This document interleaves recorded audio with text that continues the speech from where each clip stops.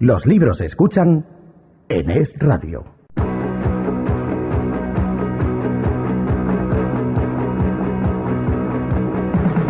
Hace mucho tiempo que se acabó, pero es que hay cosas que nunca se olvidan, por mucho tiempo que pase. Hace unos días Mario Noya se puso a indagar en la historia de España, de los españoles, de la mano de Fernando Paz, que es autor del libro Antes que nadie. Es un libro que saca libros libres y que ya está disponible en todas las librerías. Un libro en el que encontramos episodios notables de muchos españoles que han caído en el olvido. Fernando Paz es profesor de historia y columnista y ha querido sacar a la palestra hechos relevantes de los españoles que nos hacen ser lo que ahora somos. Así que esto es lo que se contaron Mario Noya y Fernando Paz. Don Fernando Paz. Muy buenas tardes. ¿Cómo está usted? Pues perfectamente. Antes que nadie, aventuras insólitas de unos españoles que quisieron ser demasiado. Uh-huh. Y lo fueron, dice nuestro común amigo Carmelo López Arias. Oye, ¿cómo te dio por escribir este libro? Bueno, pues ¿cómo me dio? Pues vamos a ver, si tuviera que retrotraerme en el tiempo para explicarlo. Es una historia que viene de cuando yo iba al bachillerato y pasaba todos los días para ir a mi instituto por una calle que se llamaba Ruy González de Clavijo, que se llama, y que está entre el Paseo de los Melancólicos y Virgen del Puerto, y bueno, yo vivía ahí al lado y entonces, como digo, tenía que cruzarla, y entonces yo me preguntaba siempre quién sería este buen hombre, hasta que un día se lo pregunté a mi padre y naturalmente él me dijo quién era, y yo pues pensé que algún día escribiría algo sobre él, y la verdad es que ese es el embrión del libro, porque uno de los personajes que aquí aparecen es precisamente Ruy González de Clavijo, y a partir de ahí pues bueno, pensé que seguro que tenía que haber otros españoles que hubieran hecho cosas como las que hizo Ruy González de Clavijo y que eran desconocidas por el gran público, y en efecto pues encontré una gran cantidad de cosas verdaderamente sorprendentes, algunas de ellas. Oye, no seas así, haz como tu padre y dile a la gente quién era Ruy González de Clavijo. Bueno, Ruy González de Clavijo era pues un español de finales de la Edad Media, de esa época en la que la Edad Media se transforma en la Edad Moderna, y que a cuenta de Castilla pues viajó, como el Marco Polo español podemos decir, a la Asia de Tamerlán, ¿no? Pues comisionado por Enrique III de Castilla, que fue un magnífico rey que desgraciadamente pues nos duró muy poco tiempo, porque murió con 28-29 años y no le dio tiempo a más, pero vamos, Ruy González de Clavijo estuvo allí, estuvo con Tamerlán, y bueno, es una historia verdaderamente asombrosa la de este hombre, lo que tuvo que padecer, lo que tuvo que vivir, lo que tuvo que cruzar hasta llegar pues a lo que hoy es el territorio del Asia Central, ¿no? De hecho, es Uzbekistán, ¿no? Donde se ubicaba generalmente la corte, por otro lado itinerante de Tamerlán, ¿no? Y hoy Tamerlán pues tiene un monumento en Uzbekistán, pero lo más gracioso de todo es que en Uzbekistán una calle, en una de las ciudades más importantes, en Samarcanda, que es la segunda ciudad de Uzbekistán, hay una calle que está dedicada a Ruy González de Clavijo, que lleva su nombre, y hay un barrio que antes era localidad, pero que ahora está, digamos, anexado o anexionado a Samarcanda, que se llama Madrid. Curiosamente, en Samarcanda tiene un gran reconocimiento Ruy González de Clavijo, por tanto, mucho más que el que tiene en el propio Madrid. Oye, tienes un prólogo de alguien, también como un amigo, al que yo aprecio mucho, José Javier Esparza, que te cubre de oprobio. Dice, es uno de los tipos más valientes que conozco. Fernando Paz es uno de los tipos más valientes que conozco. Es un patriota, y además es un patriota inteligente. El patriotismo, la valentía y también esa inteligencia, que ayuda a ponerlo todo en su adecuado sitio, son los rasgos mayores de este libro. Tú has escrito Antes que nadie con esa vocación de fer país, que diría el español del año para ABC, don Jordi Pujol. Pues sí, por supuesto que sí. Sí, lo digo desde luego sin ningún complejo. Es decir, he tratado de rescatar una serie de episodios de la historia, bueno, pues que la inmensa mayoría de los españoles desconocemos, y que en otras circunstancias, o desde luego en otros pueblos que no están más huérfanos de gran historia que nosotros, pues serían episodios que sin duda ninguna les llenaría de orgullo. Y entonces se trata de alguna manera, por supuesto, de rescatar esos episodios, bueno, y de reconocernos o tratar de hacerlo en ellos, ¿no? ¿no? Porque, bueno, seguimos siendo un pueblo que de vez en cuando conviene que miremos para atrás para darnos cuenta de lo que hemos sido. Quizás así podamos tomar impulso. Por supuesto que sí, de modo consciente, es una especie de ejercicio de patriotismo, desde luego. Fíjate, porque además esto es muy interesante lo que dices, porque el mero repaso histórico para engolfarte en la melancolía, lejos de ser positivo, es negativo, sí. Como todo aquel que se engolfa en la melancolía, y nunca mejor dicho lo del engolfado. Uh-huh. De hecho, aquí dice Esparza que esto viene bien para tomar ejemplo y para tener como referencia el pasado, para intentar seguir siendo potentes, relevantes, etcétera, en el futuro. Es decir, que se puede hacer, ¿verdad? O sea, claro que no, sí. No es una cuestión de, ay, no, lo que fuimos y demás. No se está pidiendo, evidentemente, que te vayas a explorar, que vayas a descubrir nuevos mundos, porque ya no hay nuevos mundos, pero sí que es cierto que puedes decir que tienes un andamiaje que te permite o que te puede permitir descollar, ¿no? En algún ámbito, ¿no? Yo, por ejemplo, mira, Fernando, recuerdo que una vez estaba en un pueblo perdido de Castilla, y perdido, es decir, no sale ni en los mapas, yo creo. Pero es el típico pueblo que tiene una iglesia absolutamente maravillosa, sí, y que tiene una configuración urbana que dices, hombre, pues a mí me han explicado muy mal la historia, o qué pasa aquí, porque si España solo ha sabido generar curas vagos, o fanáticos, o guerreros chupasangres, alguien se ha tenido que poner a construir este pedazo de iglesia en este lugar apartado de Dios, y alguien ha tenido que hacer esta trama urbana tan singular en este paraje perdido de Dios. Es decir, no fue así la historia de España como nos la han contado. Exactamente, es decir, yo creo que lo has descrito perfectamente, ¿no?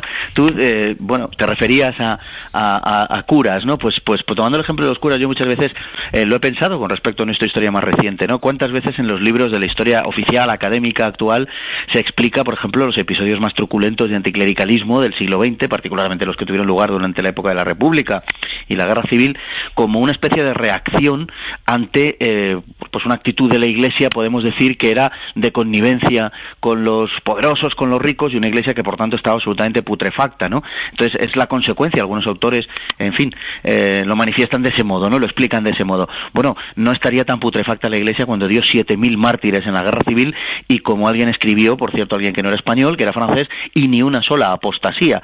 Hombre, pues para ser una iglesia putrefacta, verdaderamente sorprende, ¿verdad? Entonces, es un poco la constante de nuestra historia. Parece no, nos venimos avergonzando de nuestra historia desde hace mucho tiempo, porque ha tomado pujanza pues una explicación que ha culminado en esa infamia que es la ley de memoria histórica por una parte, y por otro lado en la falsificación pura y dura del nacionalismo. La consecuencia es que la historia de España, la historia española verdadera, por decirlo de alguna manera, pues ha sido preterida desde hace décadas, y hoy en día es muy difícil que esto lo entiendan. De alguna manera hay una pretensión en este libro también de recuperar la historia de los héroes frente a la historia que ha pretendido explicarse, pues no sé, a partir del precio de la patata en Pamplona en el siglo XIV, ¿no? Pues es un poco esa historia de los héroes de la que habla Paul Johnson, o que en su momento rescató Carlyle, ¿verdad? Y, sí, en fin, una historia a través de la cual se explica España. Pero no es una historia complaciente. Aquí hay episodios verdaderamente tristes, como el de Manuel Iradier, por ejemplo, ¿no? El hombre que recuperó Guinea para España, por ejemplo. Hay episodios tristes, no es todo un gloriarse en el pasado, como si el pasado solo hubiera sido una sucesión de éxitos, ¿no? Ni muchísimo menos. Hay también otro episodio donde un español, por ejemplo, que es una cosa creo muy curiosa, el español que se volvió indio, ¿no? Gonzalo Guerrero, pues anticipando en 3 siglos y medio la historia que contó Kevin Costner, ¿verdad? En la célebre película, sí, pues hubo un español que hizo exactamente lo mismo, ¿no? Y bueno, por eso digo que no son todos episodios, digamos, puramente gloriosos o a mayor gloria y tal. No, hay de todo, como de todo ahí en nuestra historia, y es un poco lo que recojo en este libro. Fernando, que dice, no, si España ha dado de sí, pues esto que se dice, episodios muy pletóricos, ha tenido figuras descollantes, dice, el problema ha sido que en España abundaban los héroes, con lo cual, es decir, esos héroes no calaban, es decir, por lo que tú dices, ¿no? Un Iradier, pero no deja pozo en el sentido institucional del término. ¿Ha podido ser? ¿Es el problema de España? Es decir, yo qué sé, pienso en la escuela de Salamanca, pones las bases del liberalismo moderno, incluso de la economía moderna, muchísimo antes que Adam Smith y demás. Pero ese pozo no acaba por calar en esa propia sociedad, ni en esas propias instituciones. España como conjunto, como armazón, desprecia ese tipo de cuestiones que salen desde su propio ámbito. ¿Tú crees que ha podido ser una de las razones por las cuales la relación de España con la modernidad ha sido tan compleja? Es que esto realmente es como para una tesis doctoral, ¿no?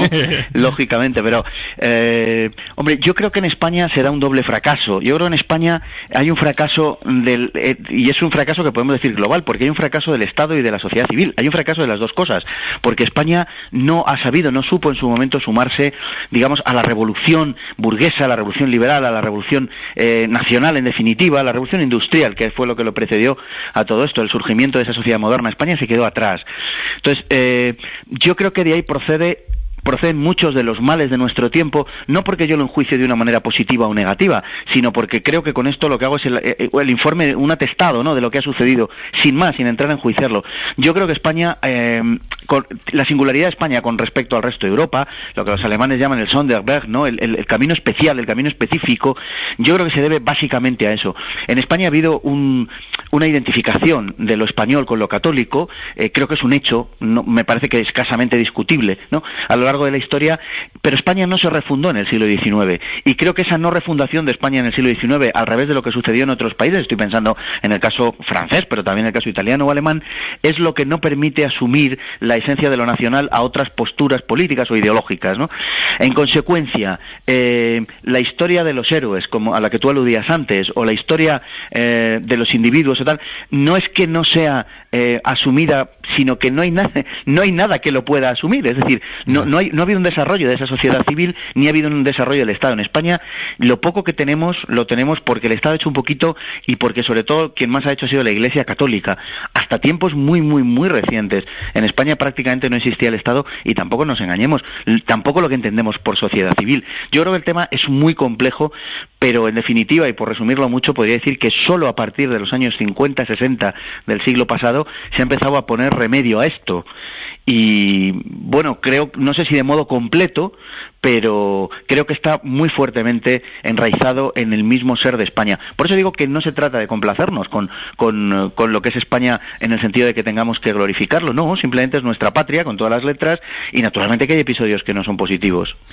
¿Tú crees que precisamente se puede explicar vamos a ver, en la Revolución Americana no es una revolución en un sentido estricto de la palabra, sino, es decir, es gente que ve que hay una serie de principios que están en la base de la convivencia de esas sociedades, de Inglaterra, etcétera, ¿no? Y ven que Inglaterra está dejando de ser lo que debía ser. Entonces, agarran una bandera de esencias, casi, ¿verdad? Y dicen, bueno, ya que ellos no van a seguir por este camino, sigamos nosotros. En España pudo pasar algo así, es decir, que eso que has dicho tú, ese fracaso de acoplarse a la modernidad, se explica porque no hubo una evolución desde ámbitos, es decir, no se supo conjugar el liberalismo con el conservadurismo en los conceptos más amplios del término. Es decir, eso, conjugar el pasado con el futuro, la modernidad con lo que se hace en Estados Unidos. En Estados Unidos están tan contentos con su pasado, su discurso de Gettysburg, toda su historia, porque no es verdad que sea solo una nación cívica, y a la vez están absolutamente orgullosos de ser la nación puntera en tantísimos aspectos, ¿no? Sí. Lo que pasa es que Estados Unidos es una nación que se crea, por decirlo así, aunque no es verdad, pero en fin, por decirlo de un brochazo gordo, ¿no? Se crea ex novo, se crea desde la nada. El suelo sobre el que crece, naturalmente no la tradición de la que procede, pero sí, el suelo sobre el que crece es virgen. Ellos no tienen, y entiéndaseme la expresión, que no es que yo esté complaciéndome en ello ni nada, pero ellos no tienen que cortarle la cabeza al rey, como sucede en la Revolución Francesa. Es una revolución, por tanto, ideológica, pero no tiene que suprimir ningún estado de cosas que le hubiera antecedido, ¿verdad? No es como en el caso de la Revolución Francesa, que en ese sentido se presenta mucho más radical. Y luego, por otra parte, la Revolución Americana, el propio nacimiento de las colonias y la propia independencia de Estados Unidos tiene mucho que ver también con un concepto genérico del cristianismo, poco definido, es verdad, pero bueno, del cristianismo, incluso en la creencia que va unida a la propia Constitución de los Estados Unidos y a la propia creación del país, de la existencia de algo superior, etcétera. Es decir, sí que hay una precedencia ideológica, sí que hay, pero en definitiva crece sobre un terreno virgen. En el caso español yo creo que es mucho más difícil de entender eso, ¿no? Porque hay cualquier cosa menos un vacío. Lo que hay son 1500 años, visto desde la perspectiva nuestra actual, de una concepción del mundo, si queremos situarlo, pues en la primera ocasión en la que España emerge como un país, digamos, unido territorialmente y con un proyecto que no depende de ninguna arquitectura superior, que lo podemos situar pues en torno al final de los visigodos, a Recaredo, fundamentalmente al Tercer Concilio de Toledo. Si a partir de ahí consideramos que existe España, aproximadamente, podemos decir, pues lógicamente son 1500 años de evolución histórica y de... Entonces, yo creo que las comparaciones, sin duda ninguna, las comparaciones son difíciles de hacer, sin duda ninguna, yo ahora estamos hablando de categorías diferentes, ¿no? Que sería casi como comparar, no sé, a un boxeador con un músico y tratar de decir quién es mejor, ¿no? Ajá. Una cosa así. En el caso español lo veo particularmente complicado, pero desde luego sí que esa identificación entre lo que ha sido la fe que ha articulado toda nuestra historia con el pueblo español, creo que han sido hasta ahora mismo, podemos decir, una misma cosa, ¿no? Y eso tiene, pues evidentemente, cosas muy positivas y otras que a lo mejor, no digo que no sean positivas, pero que han condicionado el desarrollo de la historia de España de una manera definitiva. Por eso yo no buscaría tanto en otros lados, que pueden efectivamente ser una deriva del núcleo originario de esta cuestión, que en mi opinión es ese. Mira, Fernando, volvamos al título. Antes que nadie, y aquí se habla de el primer occidental en descubrir las fuentes del Nilo, sí, del primer embajador europeo en Asia, de muchísimos españoles pioneros. Sí. Y resulta que tenemos también fama de pueblo lanar y de que hoy en día las mentes más lúcidas, que piensan más en el problema de España, dicen, bueno, si es que una de las claves que tenemos es que somos muy borregos, es que vamos siempre buscando al caudillo, es que solo sabemos movernos en modo masa. Y mira, fíjate tú por dónde. Resulta que una de las características de la España histórica es esta otra, la del pionero, la del tipo que va abriendo y descubriendo el mundo, la del que se lanza, la del que innova. ¿Cómo conjugamos esto, Fernando? Bueno, yo creo que no es incompatible. Yo creo que los héroes, los arriesgados, los que descubren mundos, los exploradores, los conquistadores, los guerreros, yo creo que surgen de un modo muy individualizado en España, porque no sé hasta qué punto puede afirmarse que haya un sustrato que favorezca eso. Lo que sucede en el tiempo, yo comienzo esto, aunque bueno, con alguna excepción, pero en general en el siglo XVI, ¿no? Hay alguna excepción porque ya digo, bueno, que está el caso de González de Clavijo, ¿no? Y algún otro, pero en general hay, porque es realmente cuando España da el salto, ¿no? A través del océano. Lo normal es que la expansión española hubiera seguido por el norte de África, pero se produce el fecundísimo hecho del descubrimiento de América y lógicamente España desvía su historia, como sabemos ahora, pues ya para siempre, ¿no? Pero yo creo que el surgimiento de esas figuras yo no lo veo incompatible con el hecho de que el pueblo español sea un pueblo más o menos lanar, como acabas de decir, ¿no? Es que de hecho, Fernando, si lo piensas, lo explica precisamente. Exacto. Que abunden los héroes en los pueblos lanares, precisamente. Exactamente.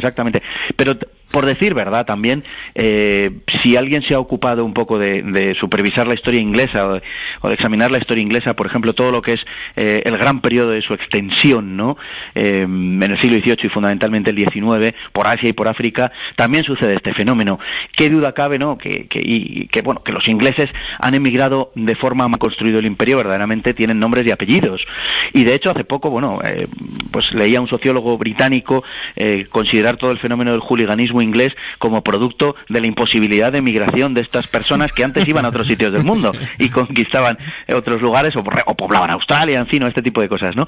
Entonces, no sé hasta qué punto será cierto, pero desde luego sí que es algo que puede explicar la idiosincrasia de un fenómeno concreto como ese fenómeno del hooliganismo futbolístico. En el caso español, la cuestión es que verdaderamente nuestra historia está plagada de héroes y hay muchos que son desconocidos. Claro, yo cuando estaba elaborando este libro hablaba con gente pues francamente perfectamente culta y desconocían la inmensa mayor parte de todo esto. O sea, que el primer español que rondó por la Antártida, que el primer hombre que rondara por la Antártida fuera un español, prácticamente no lo sabía nadie. O que hubiéramos tenido una guerra con Rusia en la que, por cierto, y por ventura no se disparó un solo tiro, o en fin, un montón de episodios de este estilo, o una guerra de las Malvinas que tuvimos con los ingleses en el siglo XVIII. El español que pudo reinar en Camboya. Efectivamente. O sea, eso es un episodio absolutamente subyugante, ¿no? Un español a finales del siglo XVI que pudo ser rey de Camboya, ¿no?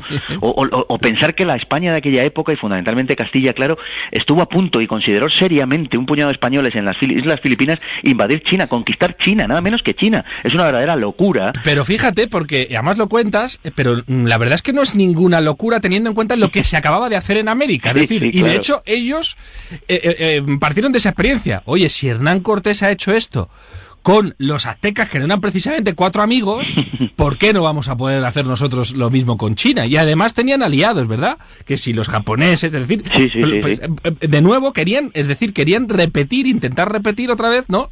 La hazaña americana. Sí, es decir, como perfectamente acabas de apuntar, ellos tenían un espejo en el que mirarse.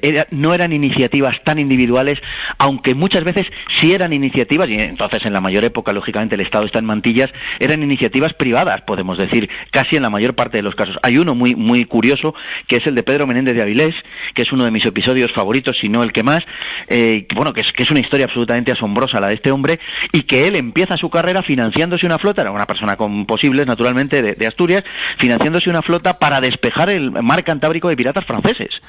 O sea, una cosa verdaderamente sorprendente. Bueno, acabó, claro, dirigiendo las flotas de América y fundando la primera ciudad en los Estados Unidos, que es San Agustín, en Florida, ¿no? Que además se convirtió, y esto es, pues lo más significativo de todo esto, se convirtió en una tierra de promisión para los esclavos de las colonias vecinas inglesas, que huían a la colonia de Florida para liberarse, para convertirse en hombres libres. Exacto, esto tampoco se suele comentar, efectivamente. Claro, imaginémonos que esto lo hubieran hecho los ingleses, o lo hubieran hecho qué sé yo quién, ¿no?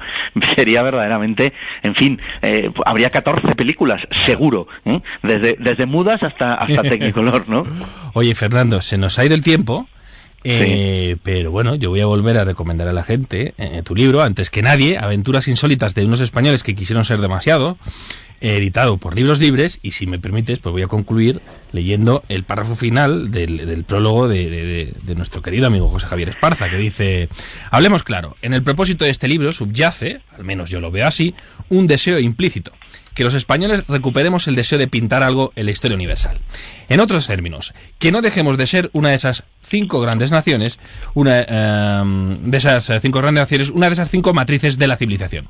¿Es eso querer ser demasiado? No, es querer recuperar nuestro sitio. Fernando Paz hace bien en proponérselo antes que nadie. Y es que, parafraseando a la triste, este hombre es un español. Hombre, pues yo agradecerle lógicamente el prólogo a Esparza, y por supuesto a ti, pues por tu amabilísima entrevista y por este rato de conversación que ha sido sumamente agradable. Además, pues yo aquí te convoco para el próximo libro, y que usted lo entienda bien, lo digo también siempre. Bueno, pues no está yendo mal, si tengo que decirlo. Un abrazo fuerte, Fernando. Muchísimas gracias y un abrazo a vosotros. A ti, hasta luego.